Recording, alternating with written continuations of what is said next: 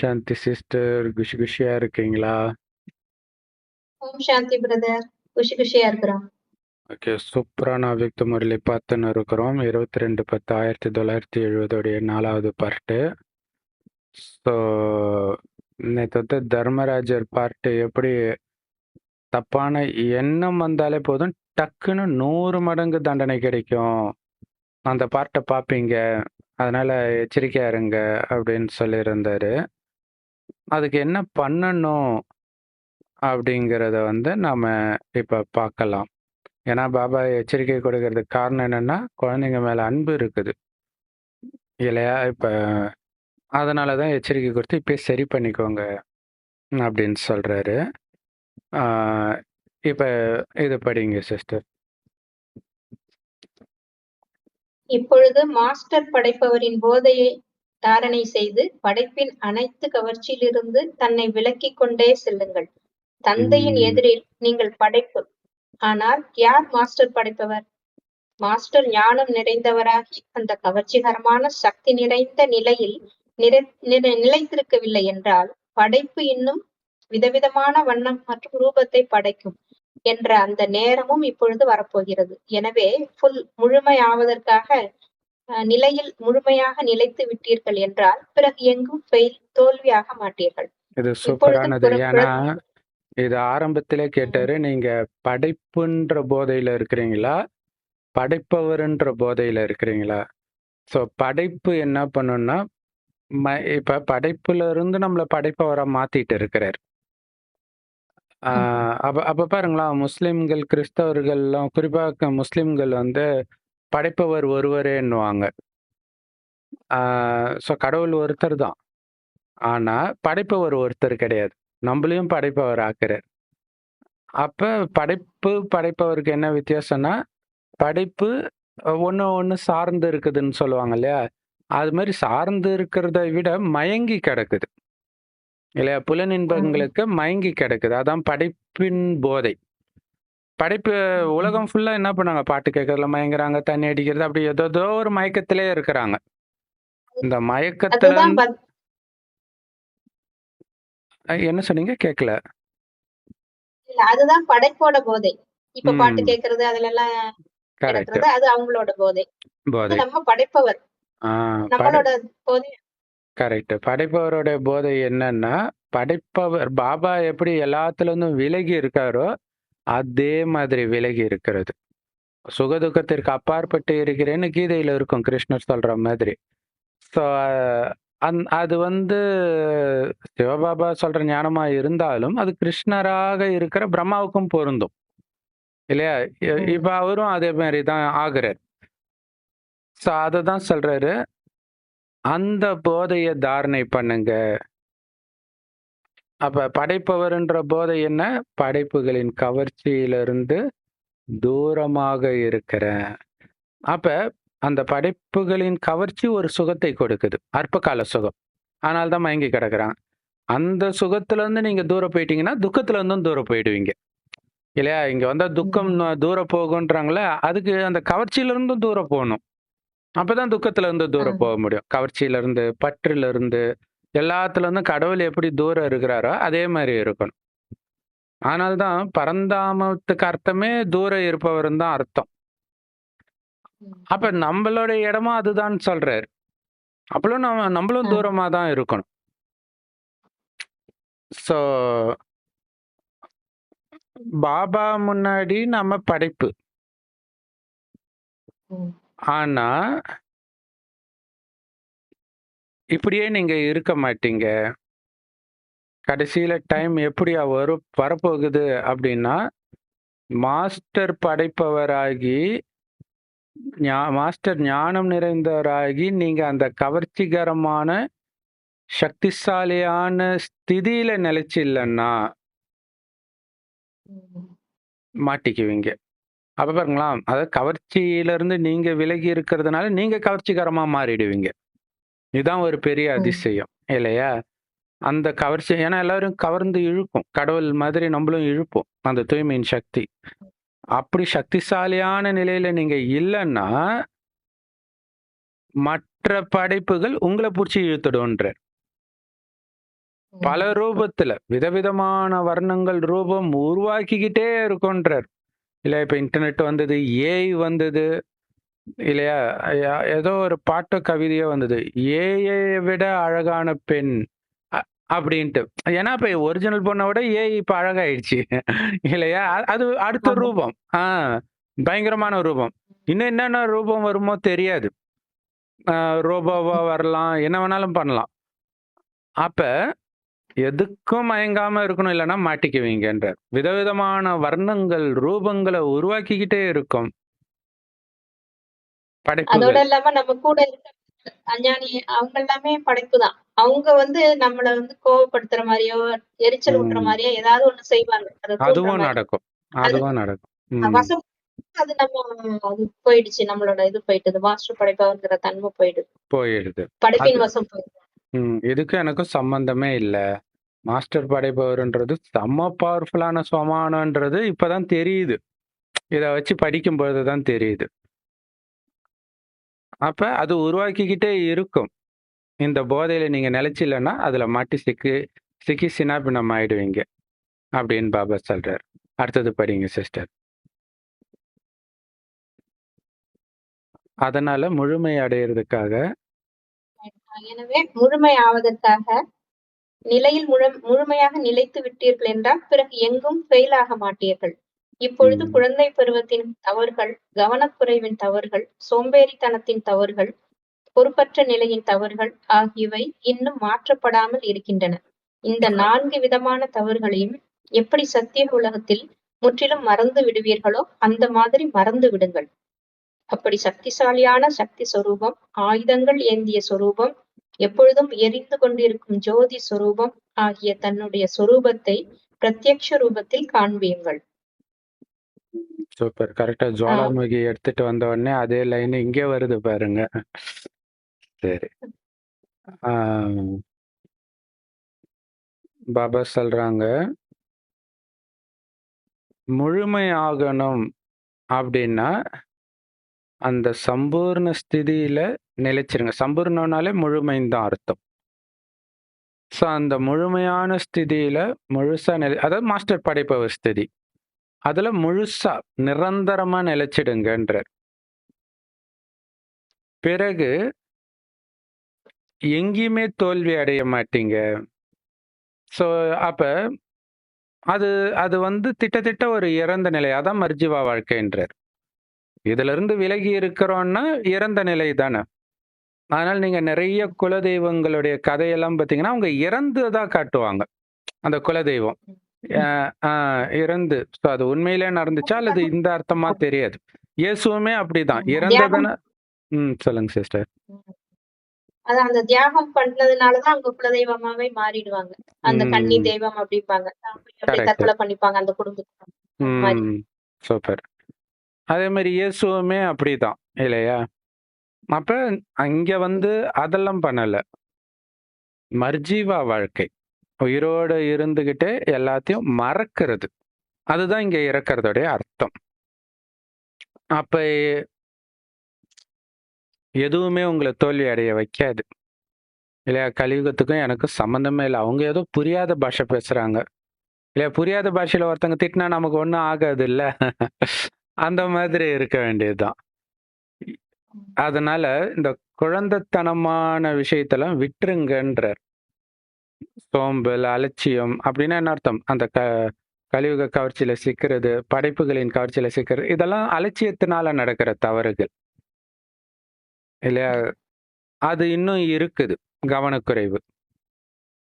4 வகையான தவறுகள்னு சொல்றார்.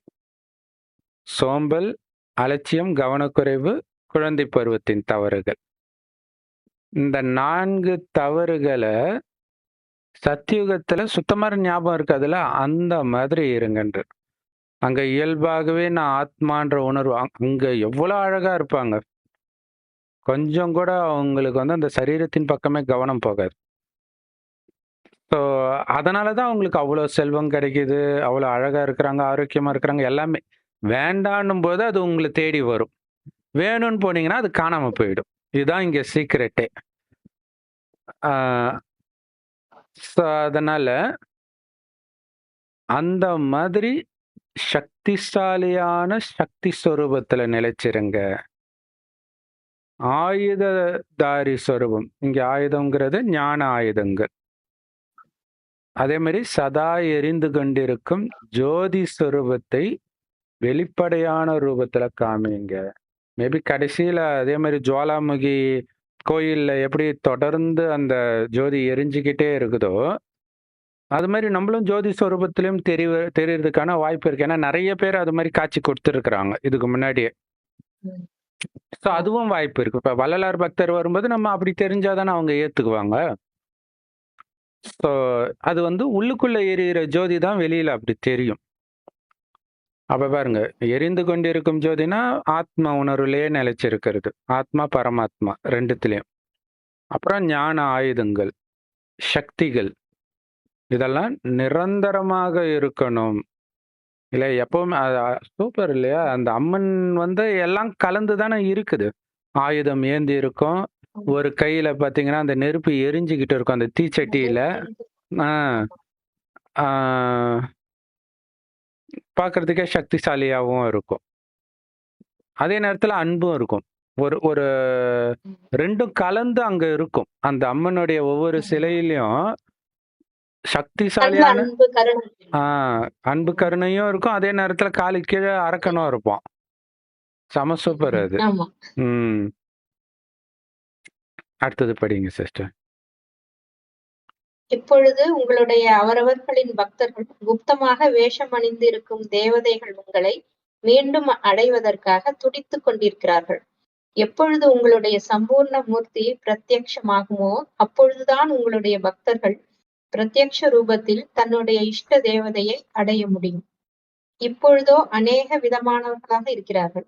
சப்தத்தை கேட்பார்கள். ஆனால் ஒரு பக்கம் அசுர ஆத்மாக்களின் சப்தம் இன்னும் கவர்ச்சி நிறைந்ததாக மற்றும் முழுமையான சக்தியுடன் இருக்கும் என்பதையும் நினைவில் வைத்துக் கொள்ளுங்கள்.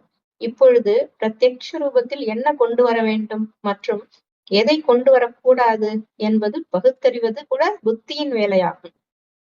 எனவே இப்பொழுது சலுகைகளின் நேரம் சென்று விட்டது. இப்பொழுது ஆன்மீகமாக இருக்கும் நேரமாகும். ஒருவேளை ஆன்மீகம் இல்லை என்றால் பலவிதமான மாயாவின் வர்ண ரூபங்கள் வந்துவிடும்.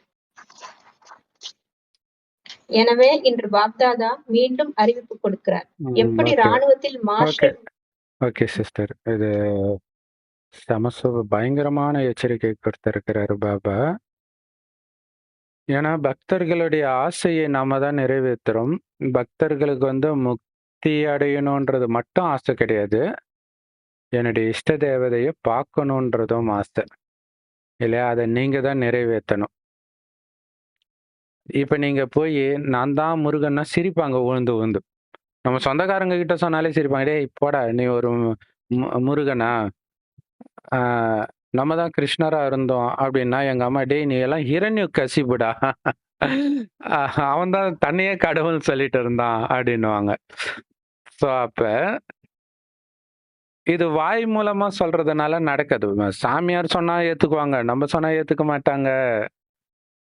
அப்ப நம்மள பார்த்தா பாபா தெரியணும். ஆனா அந்த தேவதைகளை அடையிறதுக்கு தான் அலையிறாங்க, கோயில் கோயிலா அலையிறாங்க. அப்ப தன்னுடைய இஷ்ட தேவதையை அவங்க எப்ப அடைவாங்க தெரியுமா? உங்களுடைய சம்பூர்ண மூர்த்தி எப்ப வெளிப்படுதோ, அப்படியே மாஸ்டர் படைப்பவர் நிலையில நிலைச்சிருக்கிறது. அந்த ஆயுததாரியாக, சக்தி அணிந்தவராக, பாபா சொன்னார் இல்லையா, சதா எரிஞ்சிட்டு இருக்கிற ஸ்வரூபம், ஜோதி ஸ்வரூபம், இது எப்ப வருதோ அப்பதான் வெளிப்படையான ரூபத்துல தேவதைகள் பார்ப்பாங்க. இதுதான் நம்ம லட்சியம் இல்லையா? பக்தர்களை திருப்திப்படுத்தணும். இப்படிதான் நம்ம திருப்திப்படுத்த முடியும். ஸோ ஆனா இப்ப உங்க பக்தர்கள் பலவிதமா இருக்கிறாங்க. என்னதான் கடவுள் வந்துட்டாரு அப்படின்னு கேட்டா கூட மற்ற ஆத்மாக்களுடைய சப்தம் வந்து இன்னும் கவர்ச்சிக்க கூடியதாக அவங்களுக்கு இருக்குது. பிரம்மகுமாரி சென்டருக்கு போகணும்னு நினைப்பாங்க. வழியில ஒரு அந்த ஏதோ ஒரு சாமி அதுக்கான விஷயம் நடக்குதுன்னா அப்படியே அங்க போயிடுவாங்க பக்தி. ஏன்னா அது பயங்கர கவர்ச்சிக்க கூடியது. இங்க ஜஸ்ட் அமைதியா தானே இருக்கிறோம் இல்லையா? இப்ப சர்ச்சுக்கு போனா கூட அவங்களும் வெள்ளை ட்ரெஸ் தான் போட்டிருக்கிறாங்க. ஆனா கத்துவாங்க. கர்த்தராகிய இயேசு கிறிஸ்து அதான் அவங்களுக்கு பிடிக்கும். இங்க அமைதியா வேற படிக்கிறோம் இல்லையா? அப்ப அதுதான் அவங்கள கவர்ந்து இழுக்குது. முழு வேகத்தோட இருக்குது. இத ஞாபகம் வச்சுக்கோங்க. அதே மாரி பக்தர்களின் சத்தம் கூட பல வகையில இருக்குது. முழு வேகத்தோட இருக்குது. அவங்க கோவிந்தா, கோவிந்தான்னு கத்துறதுல, ஒரிஜினல் கோவிந்தன் எதிர இருக்கிறாருன்றத கூட அவங்க கவனிக்காம அவங்க பாட்டுக்கு கத்துறதுல அவங்களுக்கு சந்தோஷம். இஸ்கான் குரூப்காரங்களும் அப்படியே மயங்கி, ஹர ஹர அ ஏதோ ஒரு பாட்டு பாடுவாங்க. கோவிந்தாவோ ஏதோ ஒண்ணு. ஹரே ராம். ஹரே ஹரே ஆ அப்படியே மெய் மறந்து ஏதோ கிருஷ்ணரையே பார்த்துட்ட மாரி வெளிநாட்டுலலாம் அப்படி ஆடிட்டு இருக்கிறாங்க. அவங்க பலவிதமான சத்தத்தின் கவர்ச்சியில இருக்கிறாங்க. அவங்களே சத்தத்தை எழுப்பிட்டும் இருக்கிறாங்க. முழு வேகத்தோட எழுப்பிட்டு இருக்கிறாங்க. இப்ப அதை விட வேகம் நம்ம முயற்சியில இருக்கணும். அதனால எந்த ரூபம் வெளிப்படுத்தணும், எந்த ரூபத்தை வெளிப்படுத்தக் கூடாது அப்படின்னு பகுத்தறியணும் உங்க புத்தி. இல்லையா? அசுர குணமே வெளிப்படக்கூடாது. இயேசுவ சிலுவையில அறைக்கும்போது ஒரே தடவை, "டேய் உனக்கு அறிவு இருக்கான்னு?" கேட்டா முடிஞ்சு போச்சு. அவர கடவுளா நினைக்க மாட்டாங்க. ஆனா அதுக்கு முன்னாடிலாம் அவர் அப்படி பேசினவர் தான். பட் அந்த இடத்துல எப்படி அமைதியா இருந்தார். அங்க தான் அவர் கடவுளா இருக்கிறாரு. அதனால தான் அந்த அந்த நாள தான் புனித வெள்ளின்னு கொண்டாடுறாங்க. இல்லையா? புனிதமான நாள். ஸோ அது கூட சொல்றாங்க பிரதர். அவர் சில இடத்துல கோவப்படுறாரு, எரிச்சல் படுறாரு. சில இடத்துல ரொம்ப கருணையா இருக்காருன்னா, அந்த ஆத்மா கிறிஸ்து ஆத்மா வந்துட்டு வந்துட்டு போயிருக்குது அப்படி சொல்றாங்க. அது அவர் இயேசுவா அது இருக்கும்போது கற்பனை கதை. அது ஒரிஜினல் கதை கிடையாது அது. சரி. ஆ இப்ப வெளிப்படையான ரூபத்துல எத கொண்டுட்டு வரணும்? இல்லையா? அப்பாவ வெளிப்படுத்தணும்னா எத வெளிப்படுத்தணும் நீங்க? எந்த குணத்த வெளிப்படுத்தணும்? நான் கடவுளுடைய குழந்தைன்றத உங்க குணத்த வச்சு தான் நீங்க வெளிப்படுத்த போறீங்க. பேசுறத வச்சுலாம் யாரும் கேட்க போறதில்ல. அப்ப அது மைண்டுக்குள்ள ஓடிக்கிட்டே இருக்கணும். அந்த 3 விஷயம் சொன்னாரு பாருங்க அழகா. இல்லையா? சக்திதாரி, ஆயுததாரி, ஜோதி ஸ்வரூபம். செம பவர்ஃபுல் பாயிண்ட் அது. அது நிரந்தரமா இருக்கணும். பிளஸ் மாஸ்டர் படைப்பவர்னா. அதான் அம்மன் அம்மன் அந்த கோயில்ல அம்மன் இருக்கிற ஒரு சிலைய அப்படியே ஞாபகம் வச்சுக்க வேண்டியதுதான். ஆ இத வெளிப்படையான ரூபத்துல எடுத்துட்டு வரணும். மத்த எதுவுமே வெளிப்படையான ரூபத்துல வரவே கூடாது. உள்ளுக்குள்ளேயே அடக்கி சாகடிச்சிடணும். இல்லையா? அது பார்த்தீங்கன்னா, கால்ல தான அசுரன அமுத்தி வைக்கிறாங்க. அப்ப உள்ளுக்குள்ள அசுர குணத்த அப்படியே அமுத்தி சாகடிக்கிறது. உள்ளுக்குள்ளேயே. வெளியில எடுத்துட்டு வர்றது கிடையாது. அது உள்ளுக்குள்ள நடக்கிறது அது. அதனால பாபா வந்து என்னோட குழந்தை, இதுக்கு வந்து ஸ்பெஷலா சலுகை குடுக்கலாம். அந்த நேரம்லாம் முடிஞ்சிருச்சுன்றார். எப்ப சொல்றாரு? 1970ல சொல்றாரு முடிஞ்சிருச்சுன்னு. கிட்டத்தட்ட 50 வருஷம் முன்னாடி சொல்லியிருக்கிறார். இல்லையா? ஆமா. இப்ப ஆன்மீகத்தின் நேரம். ஆத்ம ஜோதி சொரூபம் ஜுவாலாமுகியில நிலைக்க வேண்டிய நேரம். ஒருவேளை ஆன்மீக நிலையில நீங்க இல்லன்னா, விதவிதமான மாயின் வர்ணங்கள்ல வந்து மாட்டிக்குவீங்க. டக்கு டக்குன்னு ஒரு அசால்ட்டா விழ வைக்கும். அந்த ஆஞ்சநேயருடைய கதையில ஆஞ்சநேயருடைய அப்பா, அம்மா இருக்கக்கூடிய ஊருக்கு ஒரு பொண்ணு வருவா மாயான்ட்டு. மாயான்னு. அவ வந்து மற்றவர்களுடைய நிழலை எடுத்துக்குவா அப்படின்னு சொல்லுவாங்க. அப்ப அவளை எதிர்த்து சண்டை போடுவாங்க. அவ முன்னாடி வந்த உடனே அப்படியே அவளுடைய ஆளா மாறிடுவாங்க. மாறி அவளை எதிர்க்கிறவங்களை எதிர்த்து சண்டை போடுவாங்க. கடைசியில ஆஞ்சநேயருடைய அப்பாவே அந்த மாதிரி ஆயிடுவார். அதுதான் மாயை விதவிதமான ரூபத்துல வரும். இன்னைக்கு அதான் நடந்துட்டு இருக்குது. இல்லையா? சகோதரர்களுக்கு இடையில குடும்பத்திலயும் சண்டை நடக்குது. வெளியிலயும் அப்படிதான் நடக்குது. சகோதரர்களுக்கு இடையில முஸ்லிம் நாடுகளே ஒன்னோட ஒண்ணு அடிச்சுக்கிறது வந்து பலகாலமா நடந்துட்டு இருக்குது. இப்ப அமைதிக்கு பேர் போன நாடெல்லாம் நாங்க எதிர்த்து சண்டை போடுறோன்ற நிலைமைக்கு வந்துட்டாங்க. சோ மாயா ஜெயிக்குது. ம். மாயா ஜெயிக்குது. இல்லையா? ம். அது ஒண்ணும் பண்ண முடியாது. ஏன்னா ஒரு நாடா மாத்த முடியாது. நாம விலகி நாம மாறலாம். அவ்வளவுதான் பண்ண முடியும். சோ அதனால தான் விலகி இருங்க. இதுக்கும் உங்களுக்கும் சம்பந்தம் இல்லன்றார். சோ இன்னைக்கு பாப் தாதா மீண்டும் எச்சரிக்கை கொடுக்கிறாரு. செம பவர்ஃபுல் முரளி. அப்படியே ஒரு ஒரு தடவையும் அந்த முரளி அத முடிக்கவே அதாவது அஞ்ஞான காலத்துல வந்து சில படங்கள பார்த்தா, ச்சே அதுக்குள்ள முடிஞ்சிருச்சா? அப்படின்னு தோணும். அந்த மாரி இருக்குது முரளி பயங்கரமா. சரிங்க சிஸ்டர். மீதிய நாம அப்புறம் பார்க்கலாம். ஓம் சாந்தி சிஸ்டர். ஸோ செம பவர்ஃபுல் முரளி அடிக்கடி கேளுங்க.